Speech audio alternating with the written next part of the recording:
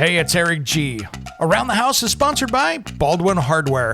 For 75 years, Baldwin Hardware has been known for its first-class quality and craftsmanship in door and cabinetry hardware. As an alumnus of the Baldwin Hardware Design Council, I can say I have seen the details and quality from design to the finished product. If you're looking for a new style and old-world craftsmanship, I can tell you there is only one Baldwin Hardware. Check out what would look great in your home at baldwinhardware.com.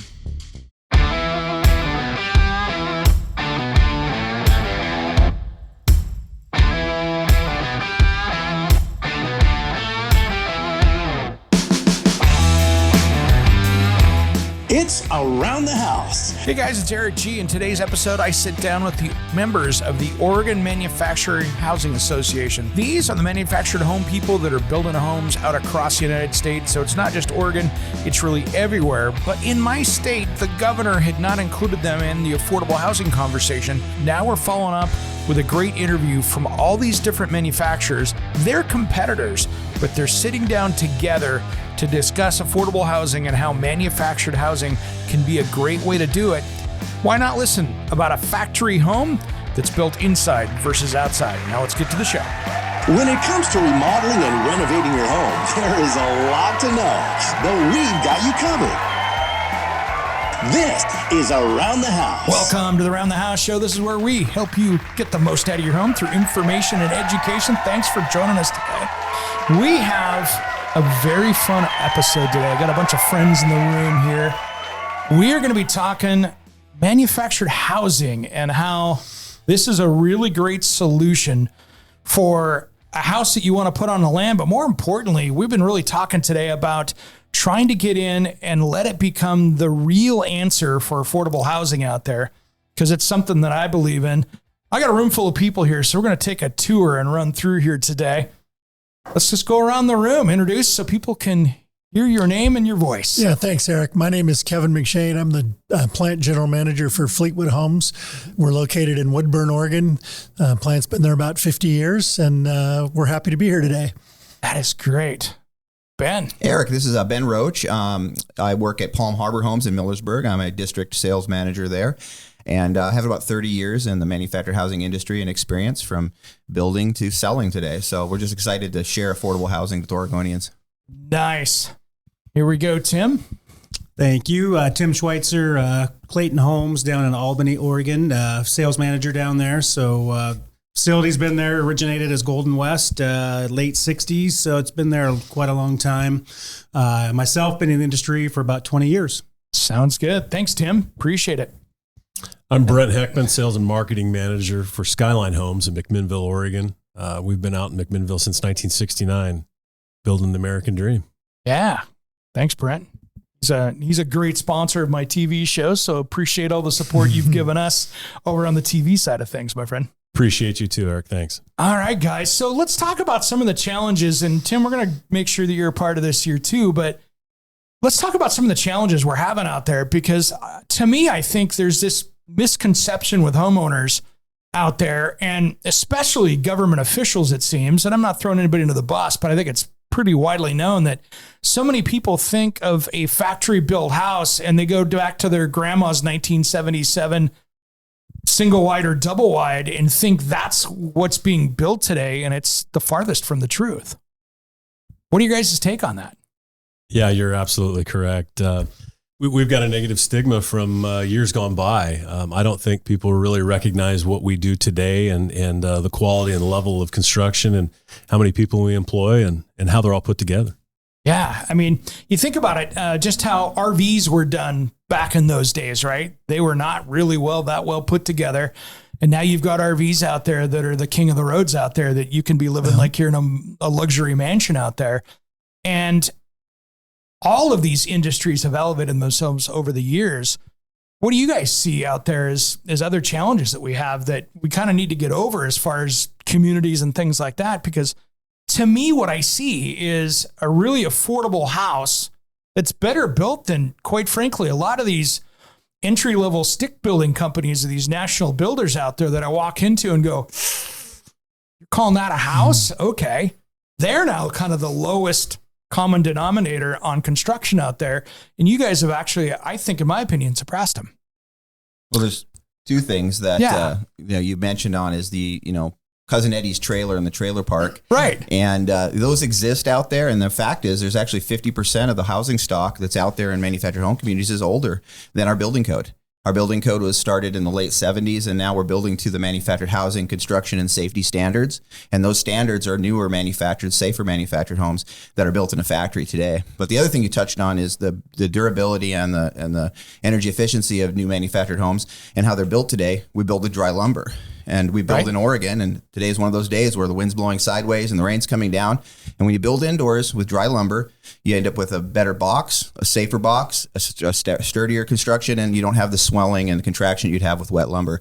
So there's a better quality component of doing it indoors, and that's something else we want to bring to market so people recognize the durability and the quality that comes out of our factories.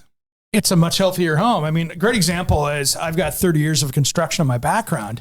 I remember measuring cabinets at this house up in Seattle it was actually in Bellevue, but it doesn't really matter. I was up there in that market, and I go in to measure on a day like today. It was a downpour, and they're framing this house up. I'm going to measure the cabinets because I was a cabinet designer for these guys. So I walk into this builder's home, and there is so much rain coming down in this framed house that the second floor balcony has a sheet of water coming off it that is about a half-inch thick that looks like a water feature in this thing. And of course, all the 2x4s are around, so all the electrical cords are underwater on the first floor because they haven't cut doorway openings and stuff yet. And there's one guy standing out there pushing the reset button on the GFCI at the pole out there on the temporary pole because it kept setting it off when the air compressor would kick on. And I walked in, I'm like, I'm not going to die today. You guys have a good day. I'll come back later. Funny story, but let's talk about that as a healthy home, right? How are they going to dry that out? They're not. Right. Well, and let's not forget the footprint on the ground too. You look at construction on site and the scrap and the waste. We recycle and control all that within an enclosed environment. Yeah. Yeah. And I think that's one of the things too that we should talk about here. And we'll get more into that because waste is a big thing on a job site. I mean, how many dumpsters get hauled out during that? And all you guys as manufacturers, that cuts on the bottom line. So you now, of course, are getting materials brought in that are the right size of what you need.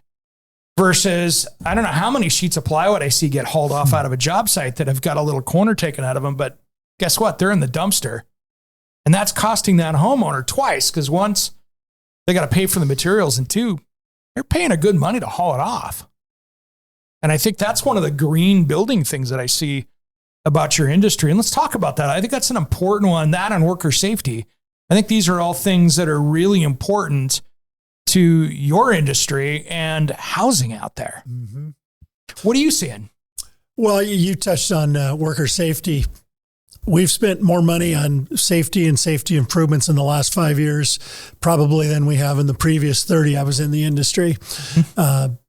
Honestly, the industry, I believe, had a pretty high accident rate prior to that, and we've brought that down significantly. I know our company, it's and your Ben's with us, same parent ownership. It's all safety. So what we're doing for the worker, both in terms of safety and then, frankly, wages, benefits. So these are, I'm kind of segueing here into another facet of the industry, but we provide good living wage jobs to quite a few Oregonians with good benefits and safe working conditions. And also it's a business that people grow in. People grow quite a bit in. I can't tell you how many. Well, I'm a plant general manager. I started in a roofing department longer ago than I like to admit. But so there's that part of the industry that I've always really enjoyed, is that we give people an opportunity to do something maybe they hadn't done, or to maybe grow beyond what they knew they were capable of growing. So yeah, I'm just kind of rambling here, but that's kind of one thing I like about the industry. Yeah. I mean, that's important. And quite frankly, I don't know of anybody in construction out there that wouldn't probably this time of year in the fall here in the Pacific Northwest go, boy, I sure wish I was working indoors today. Yeah, it's a heated environment. It's besides being enclosed from the rain, it's a heated environment for the workers this time of the year, well lit. All of those things that you just don't get working out on a job site. Well, and your job site is at the same place every day. Yeah. You're not having to drive an hour for 3 months to Florence or whatever. And exactly. Yeah, you got a stable place. Yeah. Yep. And the roofers are not working out in the sun. Yep. They're not up there when it's, 110 degree heat inside there. There might be a little warm in the building, but it's sure not like sitting on top of the roof in full sun. No. That's important.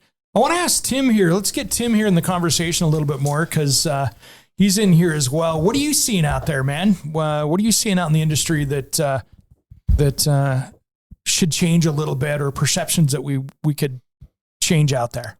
Sure. I mean, the perceptions of the eye-opening thing here coming to Salem is just the misunderstanding or the educational aspect of our industry, and actually a look on folks' faces when they walked in our homes today as far as what we can provide, what we do, from the tall ceilings to the hardwood cabinets to the front porches to siding, so on and so forth. So, but still going back to the misconceptions of way back when and stuff. But touching on some of these things too from our perspective, safety with our team members, the environment, everything is in top consideration for us at our facility. Safety is 1, 2, 3 priority, and we're moving. We're about 1 year now without a lost time accident. Wow, nice job. Which nice is job. coming up on a all-time record for our facility. So and it's a big deal. We go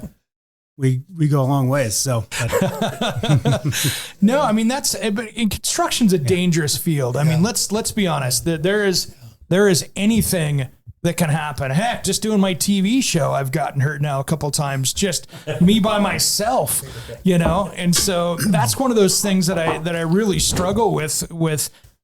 Then you put weather on top of it, or you put any of those things that are out in the outside environment. Maybe it's a little bit of ice on the roof or something like that, where inside and I see here, and especially in the Pacific Northwest, you guys in the Southwest that are listening to us or down south, that you don't really run into this as much as we do up here, but I don't want to buy a house, to be honest, up in this area here that has been stick built, that spent 45 days out soaking up water. And, I can't tell you how many mixed use buildings I'll run around in this time of year when they're starting to build in Portland. And I can see the plywood on the side of the building on the first floor, because they're building 5 or 6 floors out of lumber out there. It's black, Wow. Guess what? That's not healthy. Yeah. And nobody does anything. There's nothing in building code. There's nothing that says that anybody should be doing anything different there. And I think that's one of the things with framing in our area here on the West Coast that's very important, that now people are dealing with health hazards down the road where that's just impossible to happen in your guys' environment, and it leads for a healthier home. And, today was really cool to be watching, all of you guys as direct competitors. You guys are out there fighting for the same business. Yeah. But I thought it was really cool to watch your industry today, hold hands basically and go, hey, we're here to help a lot of people. And it was really cool to see that kind of camaraderie and to watch, legislators come in here and go, oh, wow. There was a lot of oh wows today that were not faked, that were, you could see the light bulbs turn on and go, oh, that's what we're talking about. And I think there's got to be a lot more of that to get people to really pay attention. But that was a good start today, guys. I appreciate that. I think all of us, it's a huge industry, but a pretty small family. Yeah. Most all of us have known each other one way or another through the years. And it was a great come together thanks to OMHA. Oregon Manufactured Housing Association, and our lobbyist putting this together. So I think it was a fantastic win for the industry today, and we'll look forward to tomorrow as well. Yeah. I mean, that's important. One thing I want to talk about here, and I know it's something that has to affect every one of you, is the lack of skilled people in the trades out there. There's so many great programs out there, and there's so many schools out there that are completely void of any programs out there. You guys do a great job because you have a way to bring people in, and okay, they've got some general handy skills and you can train them, but general construction, we don't see too much of that. You're either a framer or you're a roofer, and those companies are trying to do things on their own. What are you guys seeing as far as the labor market? Is that a challenge for you guys? It has been a challenge, but we've been, taking on that challenge and overcoming that. We've done some educational videos that speak to that. But what I'd like to just, listeners to understand is our industry is a training environment for building homes. I came into the industry with no construction experience 30 years ago. I was a short order cook and I was flipping burgers, and pretty soon I was working on a roof build, throwing trusses. Nice. And it was not much different than the assembly line on a short order cook. There's a process, you have a recipe, and you build a home. And I came out of that environment of production, learning how to show up on time, how to follow direction and be coachable, how to work in a team, and how to build homes. And it's a prideful, job to realize that you're not just making a commodity that gets thrown away and recycled. You're building someone's home that lasts for decades. Yeah. And so when I was able to start recognizing the homes that we produced and drive down the street and say, hey, I built that. Yeah. I was proud of my job. And so growing in the industry and learning from the industry, it moved me on from being in a position of manufacturing and leadership to being in sales and marketing, and then pitching and selling our homes and telling why I believe in what I believe in, and buying affordable home ownership being primary need for Americans today. Yeah. Great point, Ben. Thank you. Well put. We're working on other educational training things for outside of the factory as well. There's going to be a need for transportation. Those that, transport these modules down the road to get to their end site. Yeah. As well as setup crews too. Some of us are part of the Washington State, the Northwest Housing as well. And we've started to try to figure out a way that we could put some education to it, because there's so many people that don't know, you can go to truck driving school, but it's a little different when you're pulling something as big as a house down the road. So yeah, we're trying to get the word out. Yeah, that's important. Tim, what do you see? To touch on that, as far as what Brent's saying, is transport. One of our largest transporters here, they talked about those that aren't on the bench as far as this goes. So, the educational videos, the things to get it out there are critical for our industry. Not only that, but setup crews, those that service our houses as well. So, as we try to continue to educate folks, but we're trying to bring together groups and getting feedback, and then trying to put it together, and again, to put out our own educational type of video or instructions, to get more folks involved in the industry. Yeah, that's smart, because it seems like there's some school districts in our area that do a really fine job of building up programs. I mean, we've got the Viking House kids here locally that do some stuff with their stuff, and they're building a house each year. But then you can look in up north where I live, up in the Portland area, and there's a lot of school districts out there that every single one of those trade programs got turned into computer rooms. And well, that used to be where the wood shop was, and that's used to be where the auto shop was. And so they've really gotten away from that. So anything you guys are doing, I think, helps the whole industry as a whole. And there's a lot of kids out there that might not want to go to college, but can go, create themselves a really great career in construction. And with what you guys do, heck, they can even be inside, which is fairly rare out in the middle of the construction world out there. So I really appreciate what you guys are doing on getting training and going and getting people into this industry, because it's an important part of the challenges for housing as a whole, let alone just for your guys' business model.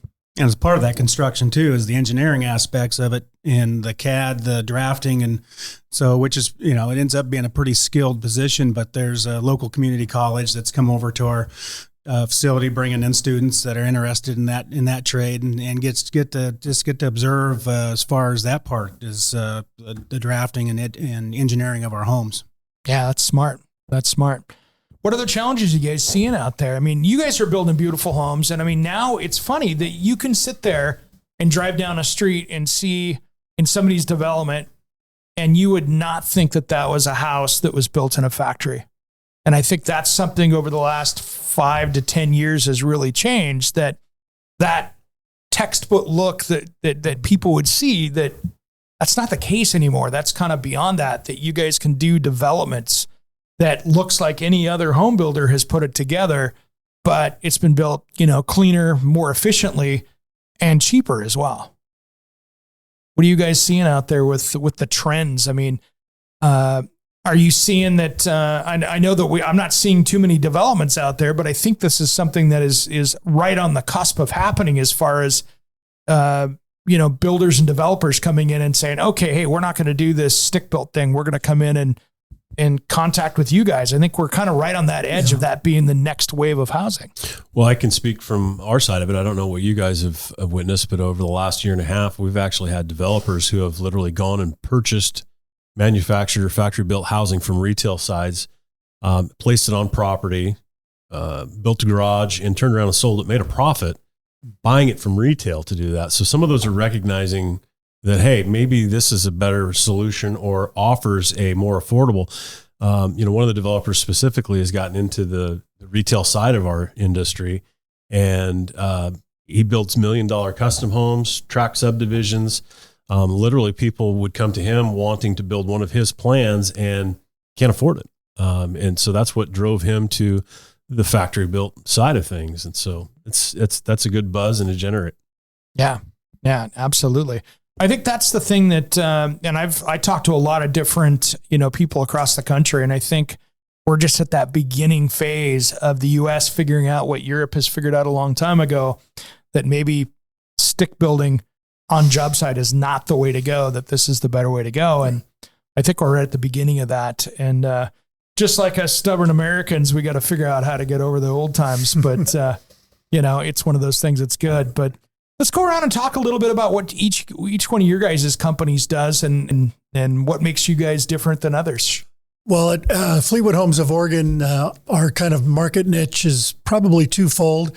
We're kind of the meat of the market in an attainable price point, energy efficient. One thing in general for the industry we didn't touch on is that this is for everybody, I think, is. So, we talked about stick builders and entry level subdivisions. You go in, if a customer goes into one of those, he might look at 3 or 4 plans. Yeah. And he's going to get it the way the builder says he's going to get it. Whether you like it or not. That doesn't happen with us. Between the 4 builders in this room, I'm just take a guess. We have 200 floor plans. Every one of us will do some degree of customization. And even those of us that do the least customization is going to be far beyond what that site builder is going to do. So 100%. That's sort of an industry wide thing. But at Fleetwood, Oregon, we're kind of the middle of the market. We pride ourselves on a strong value. You get a lot of house for your money. We also have built a pretty successful little niche in something called a park model. If any of your listeners are familiar with a park model, which is for lack of a better word, it's a tiny home. It's a 399 square feet or under, built to a part of the RV code that you would never think was an RV. And that's been a very successful niche for us. So nice. It's kind of who we are. Excellent. Ben. So I'm with Palm Harbor Homes, and Palm Harbor Homes slogan is more home for your money. So we like to say that we build both affordable but high value factory built homes. One of the things that Palm Harbor is known for is our factory tours. We've got a facility right off of I-5, so it's in a pretty easy reach for a lot of people coming south from Portland or north from Eugene to come by and take a tour of a factory. We believe seeing is believing, and seeing how they're built, and that we talked about during this conversation about building indoors with dry lumber, dry materials. One of the things that I'm a big advocate for, and I'd like to work with Palm Harbor because we try to fit a lot of different use cases for our homes, is we have a very diverse and mixed area where our homes go. They might go into small communities for affordable living. They might go in 55 and older retirement type living communities, or they might go in simple fee subdivisions and builder developer type product, as Brent had mentioned with the homes they build. One of the things that was mentioned today, people touring our homes, is they saw photos of homes with a garage on it, and says, "Oh, I didn't know you could put a garage, and have a garage with the home." Well, absolutely. Now, Palm Harbor Homes doesn't build the garage. It's not really efficient to build the floor of the garage. It's going to be concrete, so you're going to pour that on place. But absolutely, our homes are very commonly built and have an attached garage. And we do things that maybe other builders don't want to dabble in, the kind of harder stuff to do. Ceramic tile floors are something that's available in our homes. Pretty elaborate tile showers, things you might not expect in a factory built home. And we built a lot of homes that have tall, flat ceilings or steeper roof pitches. So we can use some combination of in the factory built and then site finished roof systems we refer to as hinged roofs, which allow us to build a home with a nice, tall, steep roof pitch. And once that home's set up, you'd have no idea it ever came out of a factory. Yeah, that's a good point. I like it. Tim? Yeah, so I can probably regurgitate a lot of what Kevin and Ben just said. I mean, amongst, we talk about the industry and stuff, and really what's good for the industry and all these guys in here is good for our facility as well. It'll help. What helps them helps us, and stuff. So there's not too many secrets out there as far as that goes. Sure. We run the gamut as far as what we build, from entry level to what would be considered a little higher end. So, and we our bread and butter is in the middle area there. So, 14 to 1,800 square foot homes is mostly what we do. Nice. But you're looking at, and when I say run the gamut, amongst all the factories that are here that are represented here, we're run from park models that are under 400 square feet to triple wides, 4-section homes that are beyond 3,000 square feet. Wow. And stuff. So it's a wide range of what's built with that, and along with that, there's different levels of homes. You can start from entry level to mid level to high end, that more of a packaged home. So you should be able to meet most of what the needs are out there for folks. But Clayton Homes is our parent company out of Tennessee. We actually build 3 brands out of our facility. Golden West, which was the started up that facility, is still a brand. And then we have a Karsten brand, and then we have our Clayton brand. So sometimes gets a little bit convoluted, and stuff, as we have some of our retail partners are in the same market areas and stuff, but really the same people building the houses should get the same quality. So nice. Yeah, I think that's it. You guys pretty much covered what I could say. So I'll go to Brent, see what he's got. All right. Sucks to go last. He's the closer, right? Yeah, He's the closer. Well said by all of you. I can just piggyback on all that. I think all of us buy most all of our components from the same supply. It's just a matter of what we've all put together to deem a standard and what to be optional. I think we all do a really good job and hit a certain niche, all niches, quite honestly. Yeah. I'm part of the Skyline Champion company under Champion Home Builders. We have over 45 manufacturing facilities across the country. We've got 5 in Canada. Skyline is one of many brand names that are under that umbrella, but yeah, there's not much else I can say. We do the tile showers and the quartz counters and those kind of things. There's a lot of options you can really make a beautiful home out of. Awesome.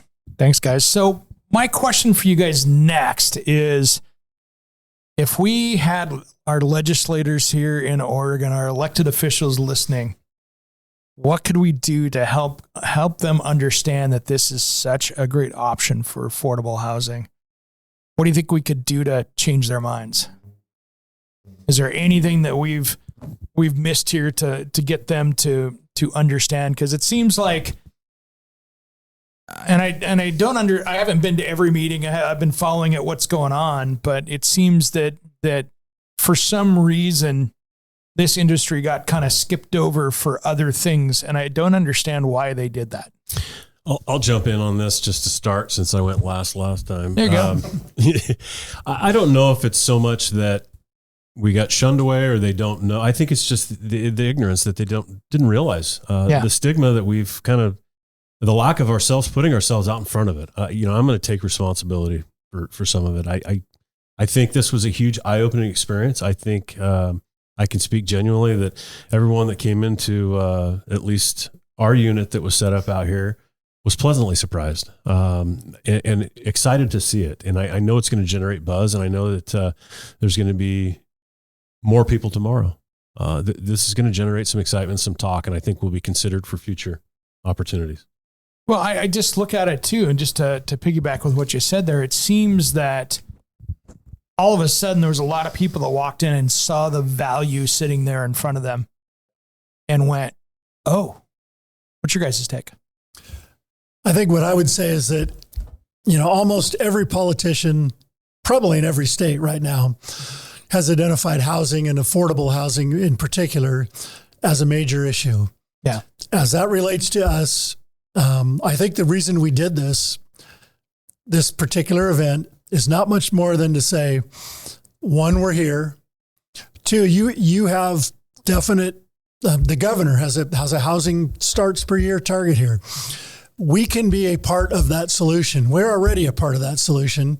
We want to be a larger part of the solution. We may not be the solution, but we are a part of that solution. And if they don't pay attention and ignore us, that's probably bad on them.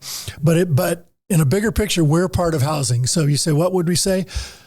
In this, anything that's good for housing is indirectly good for us. So I don't know that we're asking for anything special. No. But we are part of the solution. Don't exclude us. Let us have a voice at the table when there's a lot of important decisions being made in the next couple of years to try to get to the governor's target for housing starts. We need to be a part of that. That would be my message. Nice. Well put. Yeah, absolutely. Ben, what's your take? Well, there's a big goal. Tina Kotek declared a housing emergency in January, 36,000 new housing units. It's a big goal. We can be a part of that. I think what we need to recognize is, where are you going to put them? We need land that's available to build on. And any land restrictions that are limiting the ability to build on housing need to be looked at to find out how we balance environmental stewardship and conservation with the need for affordable housing. One thing that we didn't really touch on that I think needs to be a part of that, and where I think we fit in, is ownership. When someone owns a home, they have equity, they have wealth, and they're able to one day pay off that home and live comfortably on their Social Security check or the retirement income that they've generated, and do so comfortably without risk of losing their home, losing their housing. We have a baby boomer generation that's probably facing homelessness like no other generation. And so how can we afford to not solve the housing crisis, excuse me. So finding ways to find that land, make that land quickly developable and buildable. And I say quickly, with that emphasis, because it can't take 5 years to have a piece of land go for, I think I want to build on this, to, yes, I can actually open the door and move a family in. We need to expedite the building process. And I think the factory building process, most of our plants can bring homeowners into a new home in half the time and at half the cost of traditional construction.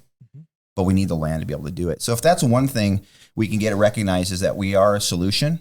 And at the same time, now we need those that have policy decisions to make. How can they find the places for us to place these homes? Whether it's developing new manufactured home parks where people can own the home and lease the land, to developing subdivisions that our homes can be financed for full ownership, to even backyard homes and accessory dwelling units where someone who existingly owns a piece of property but wants to add a second living unit to either be a rental income piece or to take care of a loved one, somebody who's in special needs. There's a lot of opportunities for our housing to be put both in infill, both in development expansion, and both in rural. So I think we've got a solution. We just want to be recognized.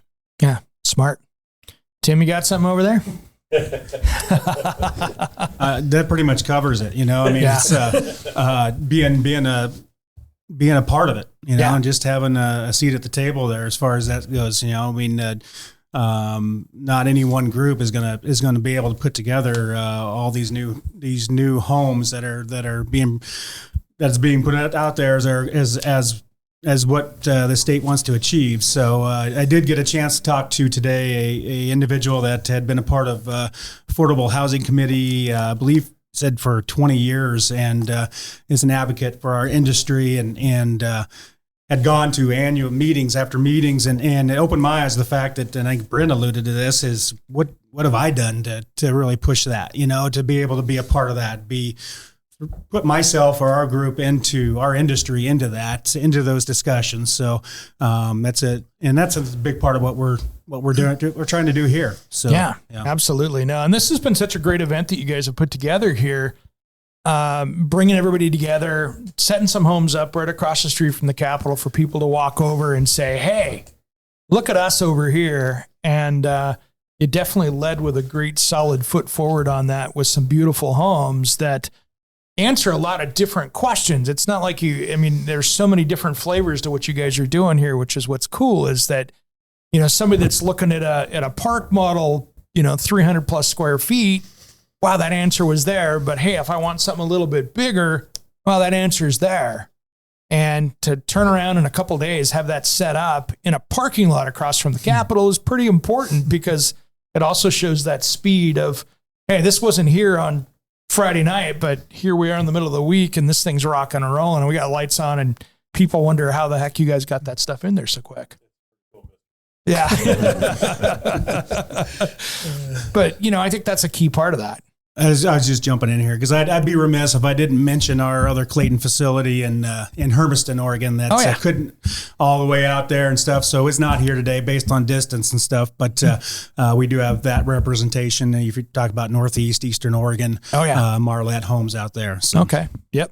Absolutely familiar with those guys. I think I went through their factory 30 years ago out there. So first time I went looking through one. So yeah, but the other thing too is I think I wanted to touch on before we wrap this up is an important thing is how green you guys are, and I know that's something that a lot of people see construction and they don't, but I mean, you guys are about as efficient as it gets with building homes. I don't think that there could be much more done.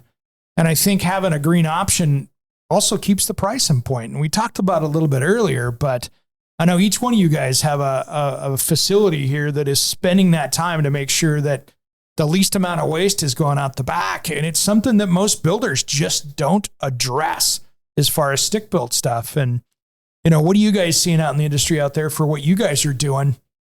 Feel free to jump in on the green initiatives. And I'm not talking about just, we're using this low VOC this, but just throwing stuff away that's waste. I mean, it seems very efficient with what you guys are doing. Yeah, I just think, Eric, you're just touching on something that frankly has been, it's kind of rooted in the industry from the beginning.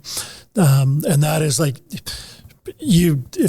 if there's a piece of cut off lumber, you figure out where's the other spot to use that cut off lumber, because you take, like you said, the site builder may not have as much attention on it because he's generally hiring a whole group of subs. Yeah. And so he doesn't really control the waste. He controls the bid. And if the sub needs to, the sub may or may not be as efficient, or he may figure that the general isn't as, that he can bid some waste in the bid. We're responsible for the whole thing. Everything that goes out, we've got every piece of lumber costed. Every piece of material that goes in there is costed, and anything that ends up in a dumpster is just pure waste. And so it's been baked in from the beginning. And then you add on things like low VOC, eliminating things like formaldehyde, all of the things that we've all become more aware of in the last 20 years. We do all that too, of course. But again, the lack of waste is just cooked into the product. That's just who we are and how we were born. So that's what I would say. Yeah, great point. Ben, what do you see out there? Well, green building, like Kevin mentions, is in the DNA of factory built housing, but it's also part of the whole holistic approach of building that we buy from suppliers that take that same thought in mind. One thing that comes to mind is we're using a sustainable forestry product, floor decking in the homes that we build. Cool. So it's used out of reforested trees, small, fast growing trees. That product, the same flooring product, that subfloor, is a no added urea formaldehyde product, which is something that Kevin mentioned, no formaldehydes. So it's both improving indoor air quality and reducing waste, using sustainable forestry practices. One of the things that I like to talk about, and I'm not an expert in this by any means, but forestry science tells us that when you harvest trees and you sequester that carbon into those trees, you're reducing the carbon that's been going out into the air through rot and through letting those trees rot on the ground. So if we can harvest Oregon timber, make homes out of it, we can sequester carbon and help reduce the carbon going into our atmosphere.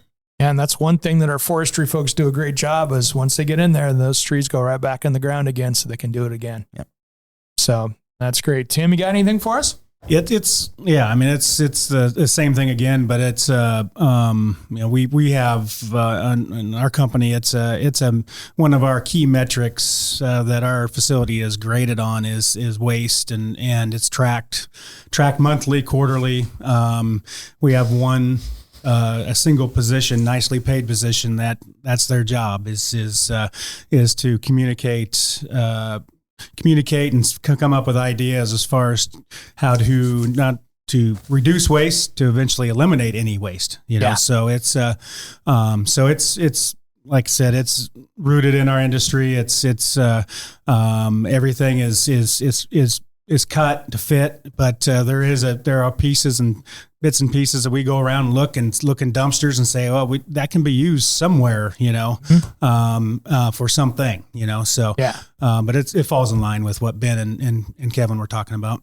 Hey Tim, just quick, I want to jump in. Don't you? Clayton is also doing a zero energy home, and I think an e-built home. That's something that Palm Harbor is starting to look at for 2024. Is going to zero energy and being able to price homes that are zero energy ready for solar. Can you maybe add on a little bit of Clayton's? Yeah, actually, here in July, we started putting together an option where we introduced an option called e-built, and it's zero energy ready. Yeah. To where. What we're looking at, what we're putting out there is that saving money. Obviously, you can save money in the house. People aren't thinking about what saving money maybe in utility bills and those types of things. So lower cost of ownership. As you go, what the idea is about a 50% savings in those utility costs, electric costs, those types of things. But we are starting. Our starting point is an Energy Star rated home, and then we also offer a heat pump water heater, and that goes into the house. We put a e-built sticker in the house, and then once it gets to site, it does require a heat pump. And it's sized. We size it. We put it together. We get the information sent out, and we know we've got. We're hoping by sometime in 2024 that 100% of what we build will be zero energy ready. ZER is what we're calling it. E-built. So it's got a couple different names. So nice. Yeah. Nice. That's cool. That's such a important thing, and it's a topic that's been really getting beat into everybody out there as a need for moving forward. Absolutely. I can't really say much more. I think that was well put together. Kevin alluded to the, baked in. We've always been very, very mindful of waste and scrap, to utilize all of the materials in every fashion we can. Eric, you've been to our facility. You saw, I showed you, we try to order specific size lumber to what we need so we don't have to cut it. We get specific size sheetrock so that we don't have, not just to avoid unwanted seams, but to, avoid the waste, the scrap. Yeah. That was shocking when I went out and did your tour, and I'm sure I'd see the same thing for you guys' places as well, just how little waste there is. I mean, there's all these homes being built, and if that was a development around the corner here, there'd be 36 dumpsters sitting out there, and you have one. We also have the ability, because we're in one location, some of those products can be recycled. We're on a job site and it'd be commingled and just thrown in a landfill. So, at our facility, we recycle gyprock, gypsum waste. We've got some wood scraps and stuff that go out into various uses outside of the landfill. And so, of course, common things you'd typically recycle, like steel and copper, are all recycled. So we're not throwing things away as well that we can't use. We're actually recycling those back into the building industry. Nice. Well, guys, we're running out of time. Let's go around the room here and tell people where they can find out more about your guys' stuff and websites and stuff, so that way our audience out there can check you guys out. You can find Skyline Homes at www.skylinehomes.com or Skyline Homes Northwest. We're in McMinnville. Proud to be Oregonians. Tim. Yeah, in Clayton, we've got, as I mentioned, we're down in Albany.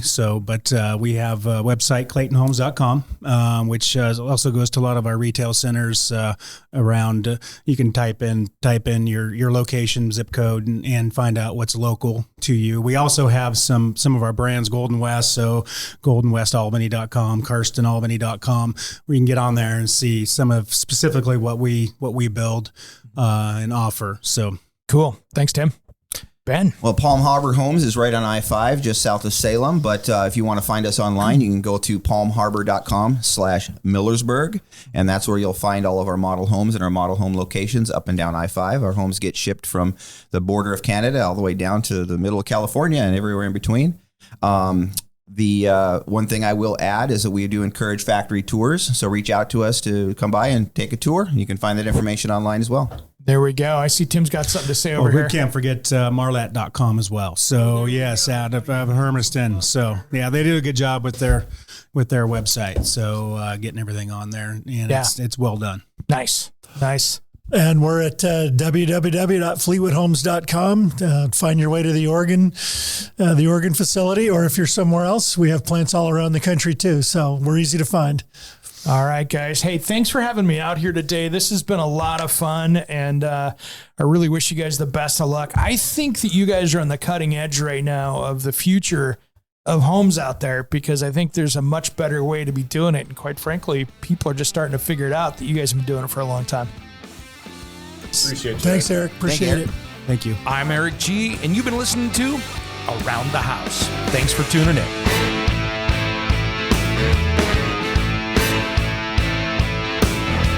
Somewhere unseen and undiscovered, anywhere beyond the mean. Life is a love song, let's be lovers. We're all over the radio.